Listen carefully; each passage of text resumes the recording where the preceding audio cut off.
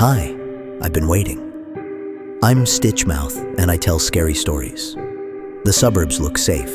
Rows of houses, kids on bikes, sprinklers hissing on perfect lawns. But even the friendliest neighborhoods hide stories, dark moments that slip between the fences. Tonight, we'll walk through 3 of them. The first begins on a summer afternoon. 4 kids at the pool, sunshine, laughter, and the figure in the corner. This is the Black Pool. Stitch by stitch the dark comes near, so close your eyes and lend an ear. It was the summer of 2004. 4 kids pushed open the gate to the neighborhood pool, towels slung over their shoulders, flip-flops smacking pavement. They were stoked. The place was empty. No lifeguards, no screaming toddlers, just them, and a lone pool guy in the back corner. Ethan and Marcus dove right in, already swinging pool noodles like lightsabers. Craig claimed the deep end for cannonballs, and Kevin, cautious Kevin, urged them to put on sunscreen first, like always. The smell of chlorine hung heavy. Cicadas buzzed. It was one of those perfect suburban afternoons, until Kevin noticed him. The pool guy, or who they thought was the pool guy, crouched in the far corner.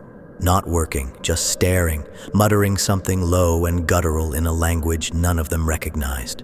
Sharak, Shuka, Sharak, Shuka. Yo, why's the pool guy glitching? Ethan laughed. Marcus shrugged it off, but Kevin couldn't stop watching. The man stood up, shuffled closer. Dirty street clothes, mud on his shoes, hair greasy, eyes blank, like he was a zombie or something. And when he opened his mouth mid-chant, the kids saw his teeth, yellow, brown, crooked. Kevin whispered, "He's hiding his hands." "Why's he hiding his hands?" The man stopped at the pool's edge, expressionless, still chanting, hands behind his back. Then he raised one arm over the water, a closed fist, hovering. "Yo, man, don't drop that in here," Craig yelled. "What even is that?" Ethan added. "Bro, what the F is in his hand?" Marcus muttered. 10 seconds of silence that felt like forever. And then he opened his fist, a small talisman, carved bone, tied on a filthy string. It hit the water and sank. Blackness bled outward from it, spreading like ink until the whole pool was dark. The kids screamed, scrambled up the ladder, tripped over chairs, grabbed towels, razor phones, and bolted home. The police came. They believed the kids saw something, but the pool was perfectly clear. The man was gone. The talisman gone too. Only a faint, muddy footprint remained by the edge. Days later, the sickness started. All 4 kids, fever, night sweats, strange dreams of water turning black, and always that chant, over and over. Sharak, Shoka, Sharak, Shoka. Kevin finally broke. He mustered up the strength to go downstairs and sit at the family computer, dial-up whining in the background. He searched the words he remembered hearing and found something he wished he hadn't. An old message board, pixel graphics, half-broken links, a thread on the Crooked Teeth cult. Cannibals who practiced black magic. The carved bone talisman was just one of their instruments, alongside chants, symbols, and offerings meant to curse their victims. They believed the sickness was a ritual of transformation. The fevers, the sweats, the nightmares, all part of what they called the ripening, a way to weaken the body, but also to stain the spirit. So when the flesh was finally eaten, they believed they consumed more than a body. They consumed a soul. The phrase they chanted, it meant, "Thank you for the flesh I prepare." And one comment at the bottom of the page from some anonymous poster, "They don't eat you right away. They let you stew." Being marked by cannibals is bad enough, but the waiting? That's the cruelest part. Sometimes the danger doesn't follow you to the pool. Sometimes it waits across the street. Lights in windows that should stay dark. Silhouettes where no one lives. This is the empty house. Clark grew up on a street where every house looked like a copy of the next. 3 or 4 floor plans shuffled up and down the block. It should have felt like a soulless suburb, but it didn't. Neighbors waved from porches. Families gathered for parades at the big park. Kids split into little groups across the playgrounds. Clark was outside so much he knew everyone. Even if they weren't friends, they were neighbors. All of that warmth made one particular house stand out. The kids called it the empty house. Back in the 80s, a normal family lived there. Husband, wife, 2 kids. The dad mowed the lawn, the kids rode bikes. They showed up at every neighborhood event. Then one day, gone. No moving truck, no goodbyes. Some said they were in debt to the wrong people and had to leave. Some say they were taken. Others said they never left. The older teens used it as a hangout. It's where they'd go to share warm 40-ounce beers and smoke cigarettes. It sat directly across from Clark's window, but he never went near it. That winter break, Clark spent 2 weeks at his cousin David's place. David's parents were pretty well off. Big house, an N64 and a PlayStation, and more chips and gushers than 2 kids could eat. It was a blast, but Clark was happy to get back to the neighborhood and bike with his friends. As soon as he got home, he tossed his bag on his bedroom floor and looked out the window. The living room light in the empty house was on. He raised an eyebrow in confusion. The power had been shut off for years. Maybe the teens had rigged something up? He shrugged it off. The next morning on his walk to school, he glanced over and froze. Through the blinds, silhouettes at a dining table. A man, a woman, 2 kids. Guess someone finally moved in, he thought. For the next week, he saw things. A lamp upstairs, a shadow passing the window, the glow of a TV. But no kids outside, not once. And in this neighborhood, kids always played outside. Biking with his friends one afternoon, Clark finally mentioned it. "There's a family in the empty house now." They laughed. "If someone moved in, why's the lawn still dead? Why's the window still cracked? Why's the garage door still covered in cobwebs?" Clark swore he'd seen them, eating breakfast, sitting right there. They didn't believe him, but curiosity got them rolling down Big Hill anyway. The porch looked untouched. Dust on the rails, weeds in the cracks, a doorbell button grayed over. Clark pressed it anyway. Silence. "Cool story," Eddie smirked. "Buy us McDonald's for wasting our time."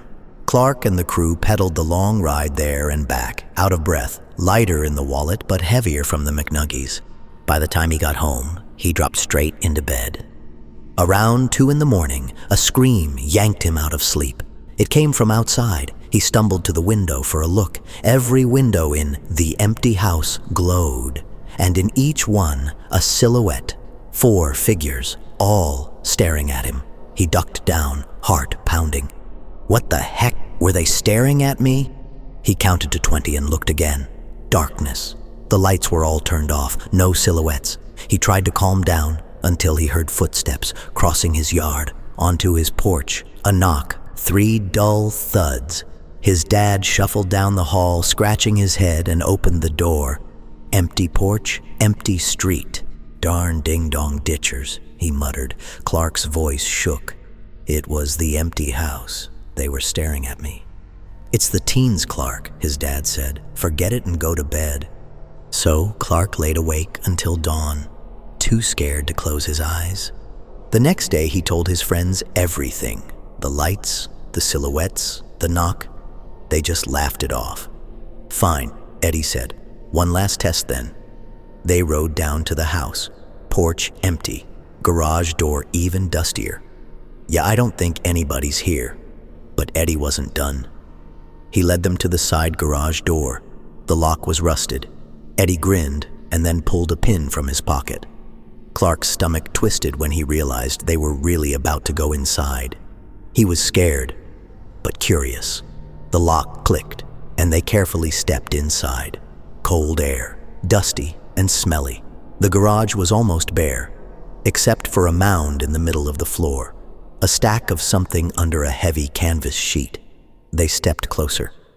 The fabric shifted slightly, as if something beneath it had taken a breath. That's when the door slammed shut behind them. They spun and froze. 4 figures stood blocking the exit. A man, a woman, 2 kids. The same figures Clark had seen framed in the windows. But they weren't people. They were outlines. They were standing right in front of them, but still looked like silhouettes. Shapes carved from darkness itself. No faces at all. The boys were paralyzed with fear. The silhouettes drew closer, filling the room with shadow, and the garage muffled their screams. An empty house isn't always empty. Sometimes it's just full of things you wish you'd never seen. And sometimes it's not a house at all. It's the sound that drifts through your neighborhood. A tune every kid knows, but warped, wrong. A truck that rolls through when no one should be awake. This is the midnight ice cream truck. They still talk about the infamous summer of '98, the summer when 20 kids went missing from the same quiet neighborhood in the Midwest. One by one, no trace, no explanation. Back then, the ice cream truck was the highlight of every kid's day.